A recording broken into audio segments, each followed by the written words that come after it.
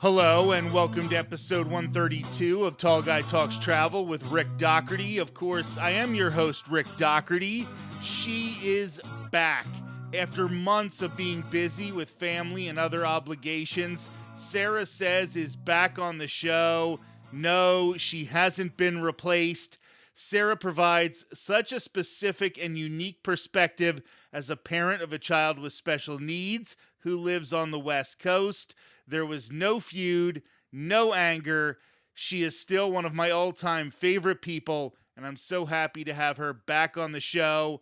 Let's just welcome her back now. Thanks for being here, Sarah. I am so excited to be back. Thank you for having me. All right, everyone on Twitter or X or whatever they're calling it now. See, there is no feud. This isn't an East Coast, West Coast 90s rap battle where I'm not having Sarah on the show. Sarah has a very, very busy life, and we were finally able to fit in where her mom could watch her son for an extended period of time, and we are going to get to talk some Disney. I am so excited about this. I am so excited too. So if you're listening, thanks, Mom. It has been so long since you've been on the show. Twitter has a whole new name. That's how. People had not yet seen the Barbie movie. That's how long it has been. Anyway. I'm pretty sure that it had just been announced maybe the last. They had just announced Ryan Gosling as Ken when I was last on the show. So there has been something I have been dying to do with you since we did the Walt Disney World version with Marissa from Chicago, and that is our new segment, Fact or Figment. And I thought it would be good to bring Fact or Figment from Walt Disney World and move it over to the West Coast and do both of the parks at Disneyland. And I know Figment is a Walt Disney World character. So the pun doesn't necessarily work when we move it over to Disneyland, but when you write a pun that's that good, yeah, you don't let go of it very easily. So truth. Today that is fact. As a matter of fact, it is not a figment. It is fact. It is not figment. So today we are going to be doing Fact or Figment, Disney's California Adventure Edition. Nice. So I am going to state a commonly held belief, and we are going to state whether, in our opinions, these things are facts or figments. So here we go. The first one, San Fransokyo is a weak, sad attempt for Disney to cram more intellectual property into the parks. The food court area, for lack of a better term, has been rethemed to San Fransokyo, and there's been a little bit of controversy surrounding it, so I want to know, Sarah, is this fact or figment? You just came out of the gate swinging, didn't you? And anybody who doesn't know, San Fransokyo is the city from Big Hero 6. Yes. So that is bringing more intellectual property into California Adventure. So Sarah, what do you think? Is this a fact or a figment? You know, to be completely honest, as many of you who follow me on Twitter know that I am like all for intellectual property in the parks because I have a child. And my child is going to be far more interested in IP than an adult. I feel that, let's make sure that I get this right because I want to make sure I'm doing the right fact or figment.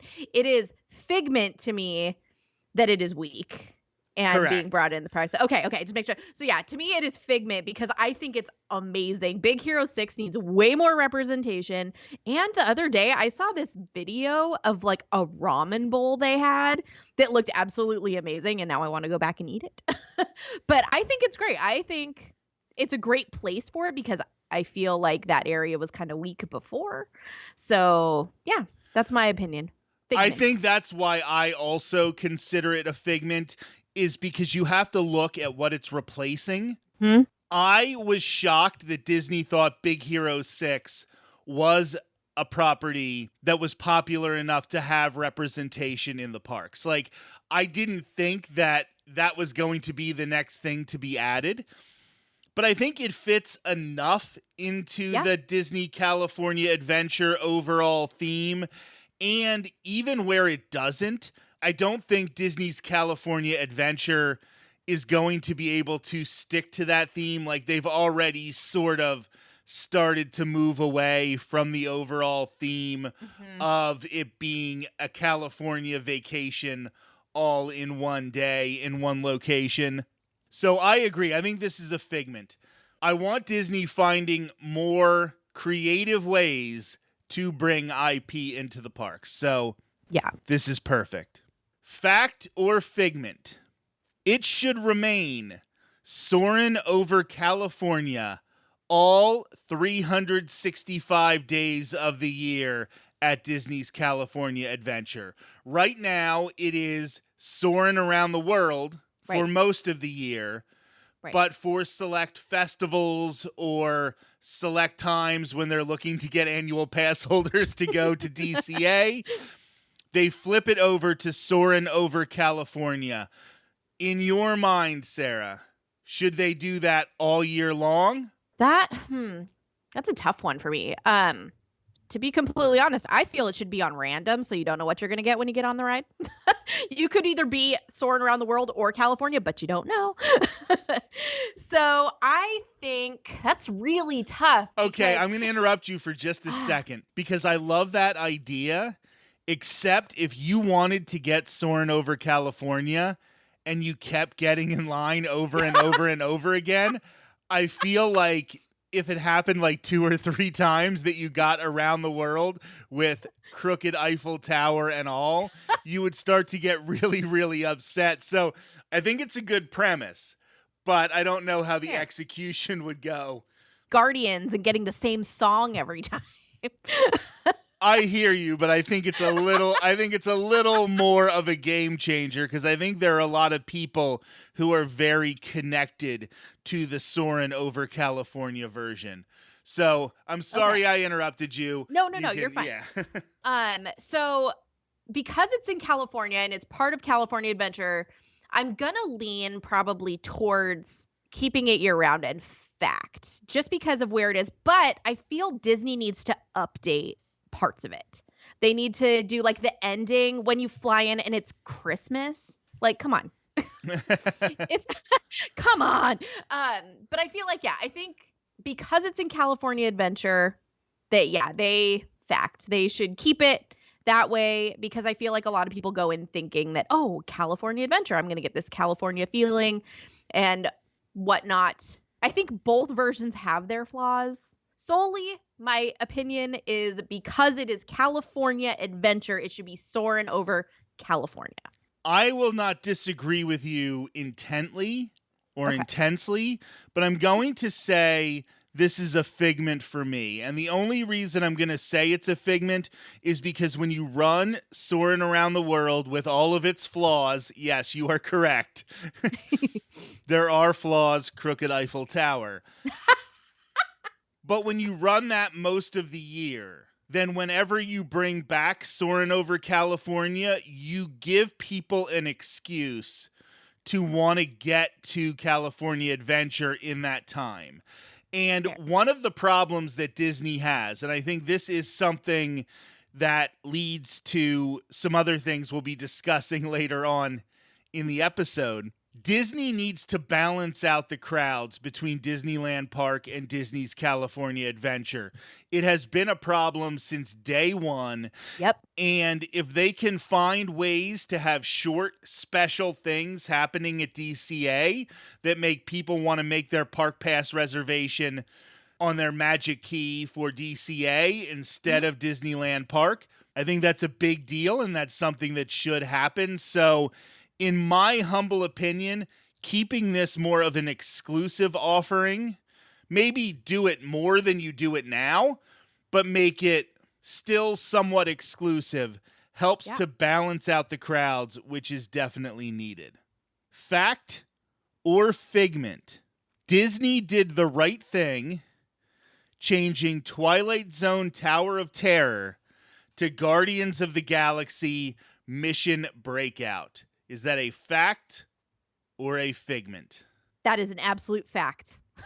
I know people disagree with me, and I am in the minority, but I love Guardians of the Galaxy Mission Breakout. My husband even rode it, and my husband hates drop rides. And I love that ride so much. I think it made it so like don't get me wrong, I love Tower of Terror, but I don't go on with an impending feeling of doom anymore. I go on like, this is gonna be great, and like so excited, and what song am I gonna get?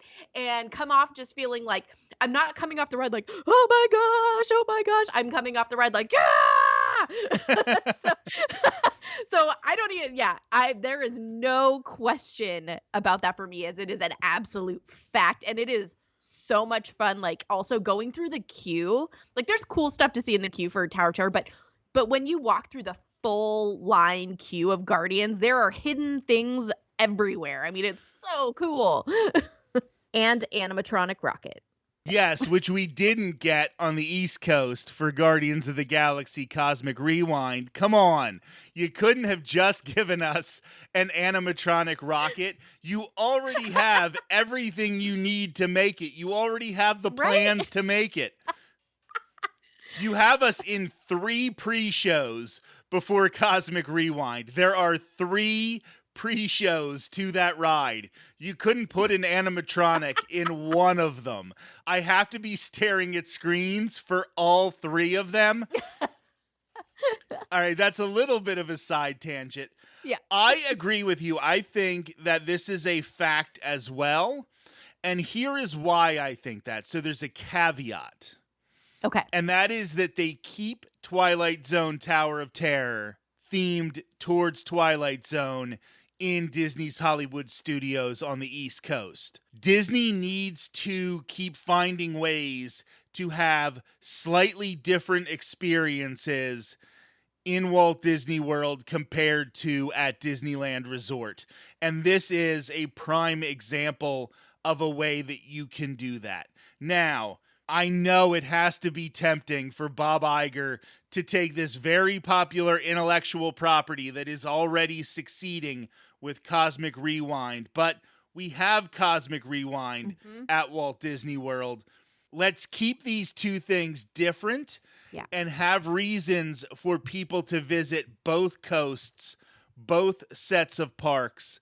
And it was a good idea to change this to Guardians of the Galaxy Mission Breakout, especially because with Avengers Campus now, Twilight Zone Tower of Terror wouldn't have fit in California Adventure anymore. It just doesn't make sense. It's not that kind of park. So 100% that is a fact. But speaking of Avengers Campus, fact or figment? Avengers Campus is too small and has been an overall disappointment.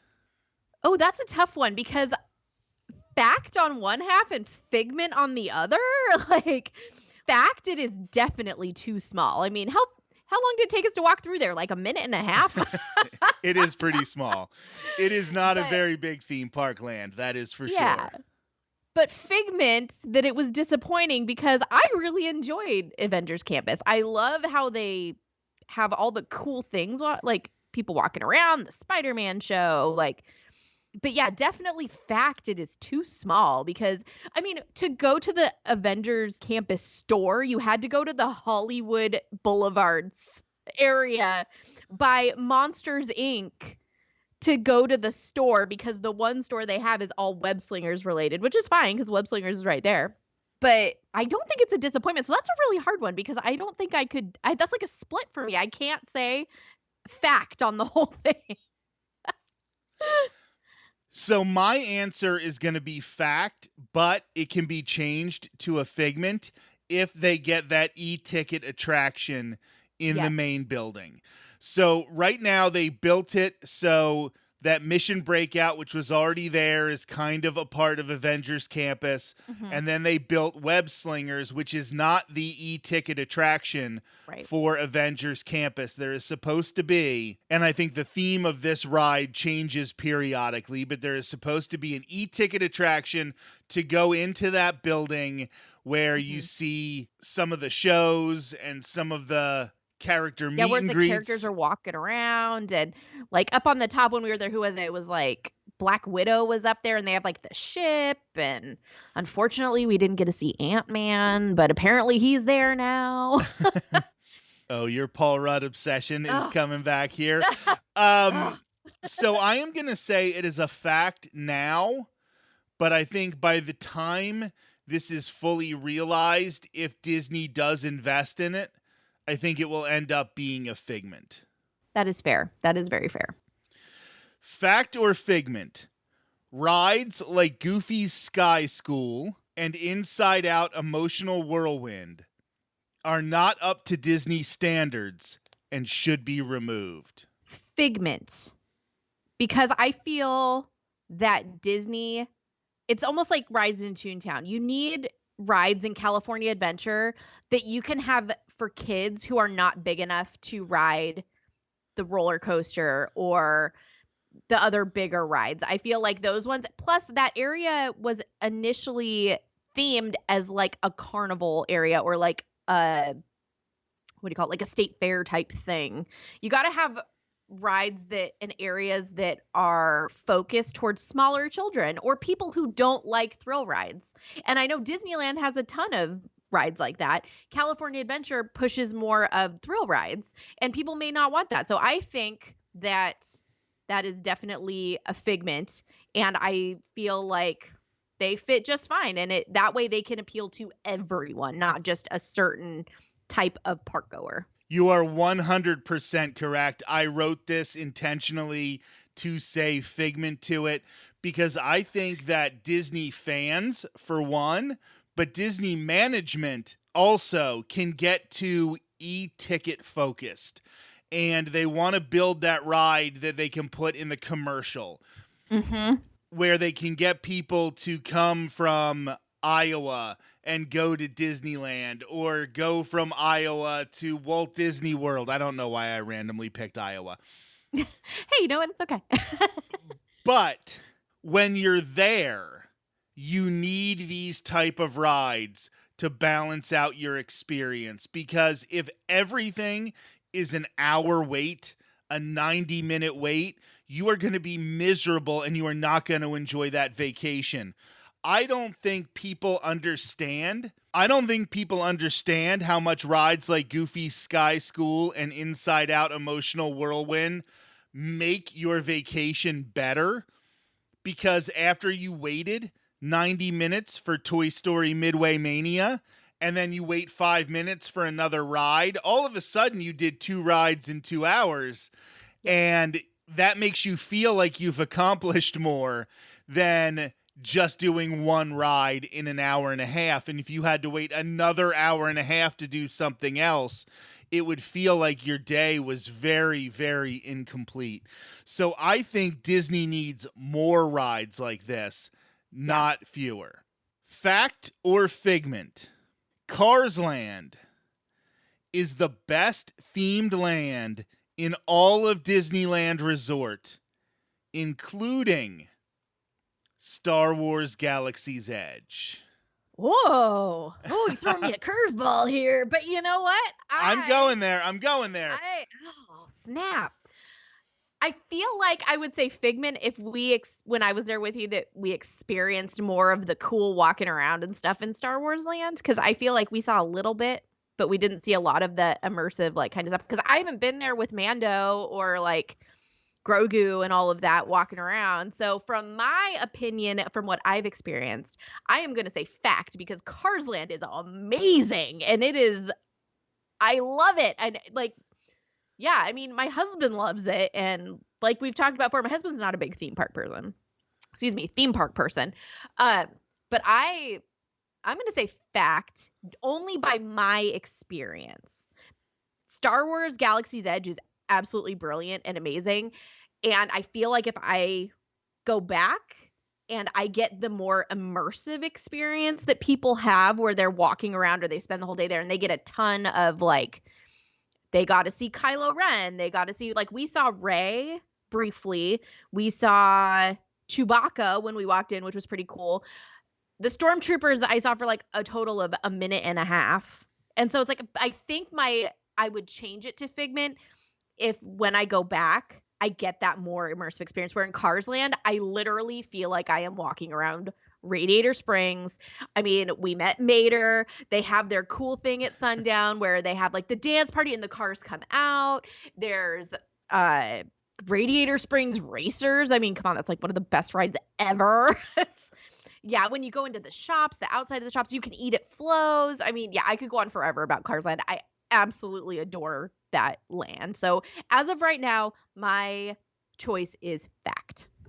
So for those of you who haven't been following for years to the podcast, Sarah's only time at Star Wars Galaxy's Edge was when we went there together. We went to Disneyland on a trip, and it was like 2 weeks into them letting people from other states visit due to the pandemic. So it definitely was a stripped down version of Star Wars Galaxy's Edge. So maybe this isn't fair. I think with you having a milestone birthday coming up, I think you're just going to have to take a trip to Disneyland and see Star Wars Galaxy's Edge again. So maybe you can answer this differently if we ever return to the subject. Redo. I am going to say, personally, Fact. And that might be a surprise because I have experienced Star Wars Galaxy's Edge in all its incarnations. However, I am going to say Fact because Cars Land is one of a kind right now. Mm-hmm. You can't get Cars Land at Walt Disney World. You have to go to Disneyland and specifically Disney's California Adventure to experience this. This is a land where people want to be in DCA at night. And that is very important for the overall enjoyment of a Disneyland resort vacation because so many people cram into Disneyland for the fireworks that if you can take people away, if you can provide an experience that is so good that people skip the fireworks at Disneyland, that is a very important land, and it is a very, very well-themed land. Plus, I used to live in Arizona. I love that Route 66 vibe that is going on there. They do it perfectly. It's beautiful. I have never seen a Cars movie, and I am still saying that this is a fact. As we continue, Fact or Figment? I think this is a good one. I think this one is going to lead to a little bit of conversation here. While Oogie Boogie Bash is an amazing event, Disney needs to add more dates per year because it's too hard to get tickets for average guests. Oh. I'm just super tired of Disney starting Halloween in August, to be completely honest. Like, I'm done. I'm like, you know what? Every time I visit, it's September, it's August, and it's Halloween. Okay, so, I do see what you're saying. Now, DCA is not as ridiculous as Walt Disney World is, where they start, I think this year, August 11th. It's ridiculous. I'm sorry. It's ridiculous. I understand they're trying to get as many people in as possible, but that's tomorrow. It's tomorrow is the start of Mickey's Not So Scary Halloween Party at Magic Kingdom. I mean, it's still summer. Like, I just found out recently, I have a September birthday. It's technically still summer when I have my birthday, and my whole life I was told it was fall. That is true.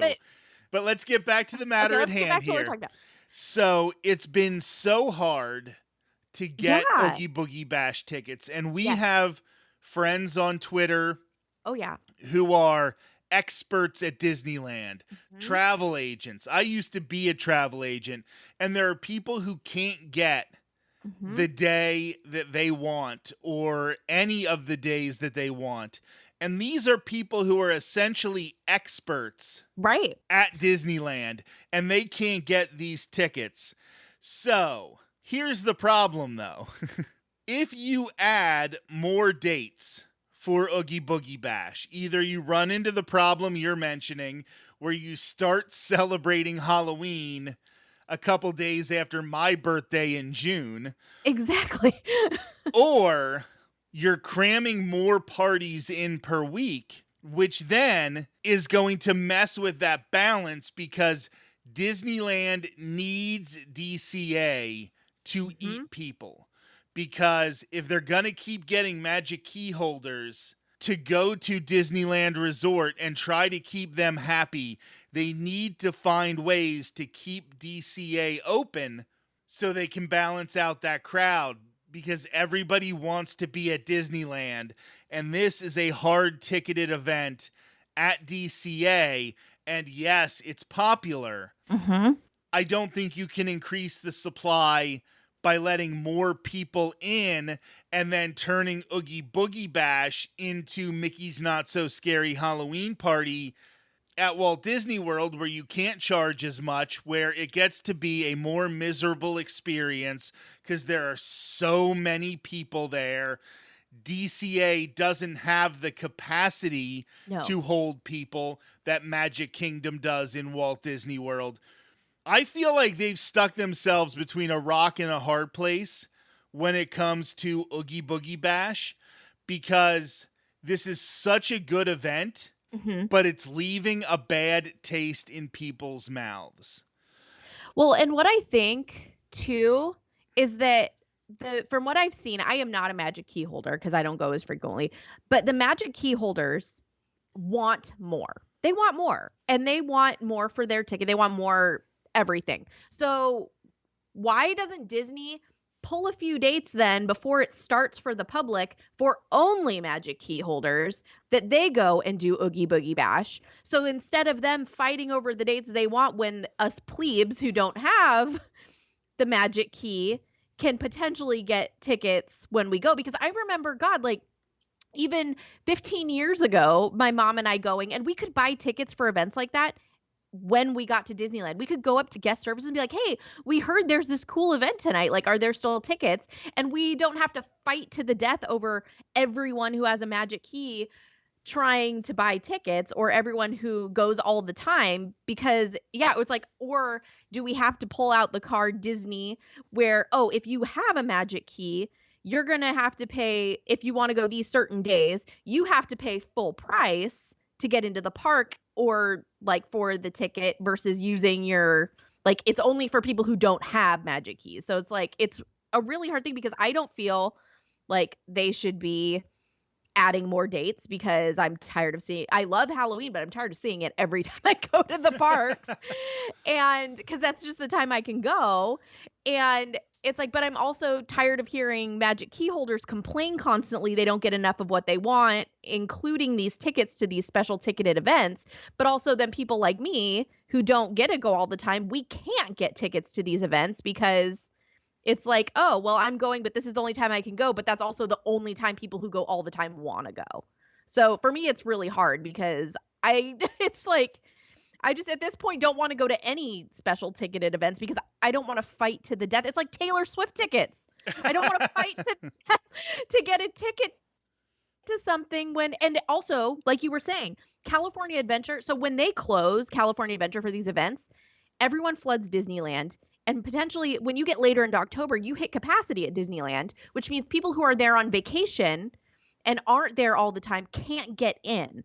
And they're like, okay, well, I guess I'm going to spend my time here, because I also can't go to California Adventure because I don't have a ticket to Oogie Boogie Bash, where Mickey's Not So Scary Halloween Party, they have like, what, 4 other parks they could go to in Walt Disney World, which is great. And I mean, it was easier for us to get tickets to Mickey's Not So Scary Halloween Party when we went in September, like forever ago, because there's that many more dates, but they also have the capacity of 4 other parks or other things that people can do that Disneyland does not have.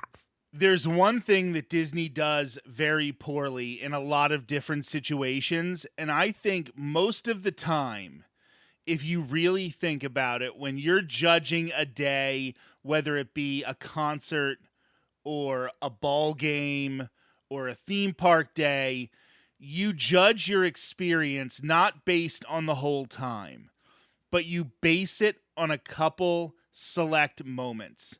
Buying your tickets is definitely one of them. Arriving and the excitement of going there and getting through security, so all of these things can be kind of pains in the backside, and then leaving. Those are the 3 moments where you really judge an experience. The middle part is going to be the middle part, like the chunk, the meat of what you're doing, what you're experiencing. You've already sort of set that up in your mind, and it's probably going to be pretty close to what you imagined. But when one of those 3 moments is ruined, buying the tickets, getting there, and leaving, that is when an event can start to seem like it wasn't worth it. And that's why I think Oogie Boogie Bash has a problem where it's a great event and people love it when they're there, but it's such a hassle to get there, to get those tickets, and it causes so many other problems in other areas of the parks that it might eventually not be worth it. Sarah, it was so great to have you back. We're going to have more Factor Figments from Disney's California Adventure in the future. We are also going to do Factor Figment for Disneyland Park coming up in the future as well. So we still have a lot to do with you. You're going to be on the show more frequently than the last few months. There has been no feud. There has been no fight. Thank you for being back on the show. Thanks for having me. I'm excited for part 2. This has been episode 132 of Tall Guy Talks Travel with Rick Doherty. Next Thursday, we will be joined by our Sarah from the Great White North. The Sarah Enigma will be on the show to ask some incredible questions about planning a vacation to Universal Orlando Resort. These episodes are always so fun. Until then, have a great week.